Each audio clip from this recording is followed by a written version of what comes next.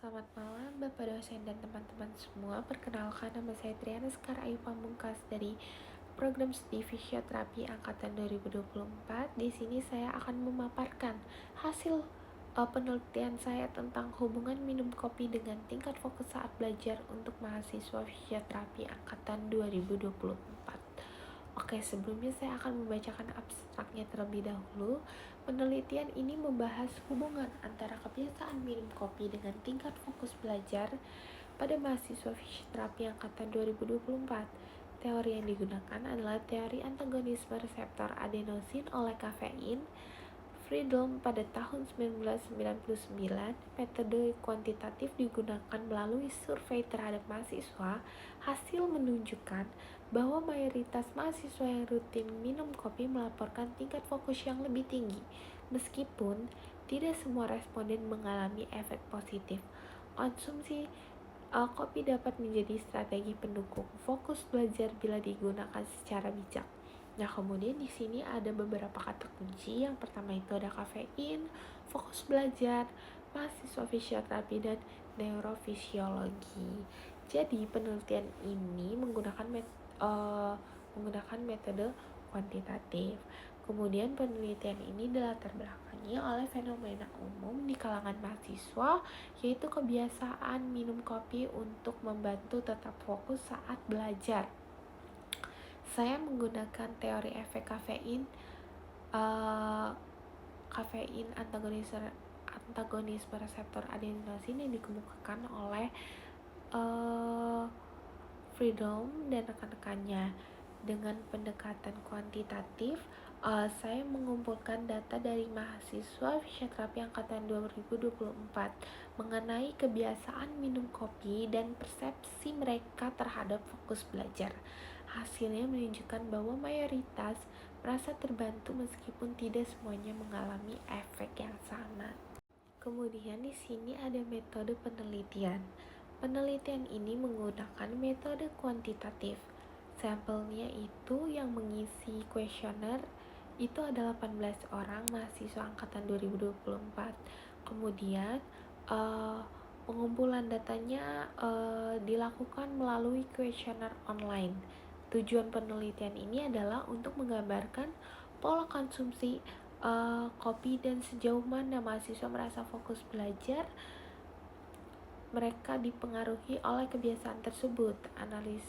Analisis dilakukan secara statistik deskriptif untuk melihat kecenderungan yang muncul dari data yang dikumpulkan.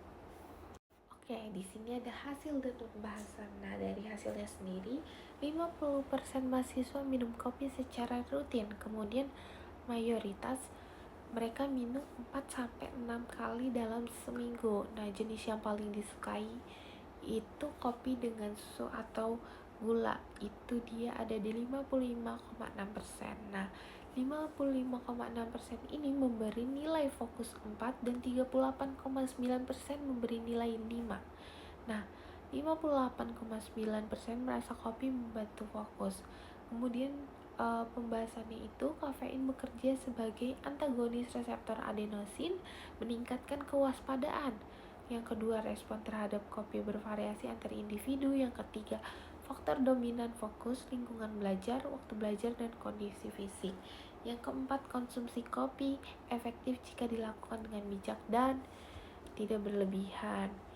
Jadi, dari hasil penelitian ini ditemukan bahwa separuh responden rutin minum kopi, mayoritasnya 4 hingga 6 kali dalam seminggu. Jenis yang paling banyak dikonsumsi adalah kopi susu atau kopi manis. Kemudian, bukan kopi hitam. Sebagian besar mahasiswa memberi nilai fokus 4 dan 5, yang berarti mereka cukup atau sangat fokus, sehingga 59% merasa kopi membantu fokus. Namun, sekitar 41% menyatakan tidak merasa terbantu, bahkan ada yang merasa fokusnya terganggu. Ini menunjukkan bahwa efek kafein sangat bergantung pada kondisi individu dan faktor-faktor lain seperti lingkungan belajar, kondisi fisik, dan waktu belajar. Kita masuk di kesimpulan. Yang pertama itu terdapat kecenderungan positif antara konsumsi kopi dan tingkat fokus belajar. Kemudian sebagian besar responden merasa terbantu fokus setelah minum kopi. Yang ketiga namun 41,2% tidak merasakan efek atau justru mengalami gangguan fokus. Kemudian, efektivitas kopi tergantung pada faktor individu dan lingkungan. Yang terakhir, kopi bukan solusi tunggal, tetapi dapat menjadi pendukung fokus jika dikombinasikan dengan gaya hidup sehat dan manajemen belajar yang baik. Jadi, dari penelitian ini dapat disimpulkan bahwa ada kecenderungan positif antara konsumsi kopi dan fokus belajar. Namun, kopi bukanlah satu-satunya faktor penentu. Respon tubuh terhadap kafein sangat individual. Konsumsi kopi yang berlebihan atau pada waktu yang tidak tepat justru bisa menurunkan kualitas fokus. Maka dari itu, konsumsi kopi sebaiknya dilakukan secara bijak dan disesuaikan dengan kebutuhan masing-masing. Nah, di sini harapannya hasil penelitian ini dapat menjadi masukan untuk mahasiswa dalam mengatur pola belajar dan gaya hidup yang sehat. Sekian pemaparan saya tentang penelitian saya yang berjudul Hubungan Minum Kopi dengan Tingkat Fokus Saat Belajar untuk Mahasiswa Fisioterapi Angkatan 2024. Kurang lebihnya mohon maaf. Sekian, terima kasih.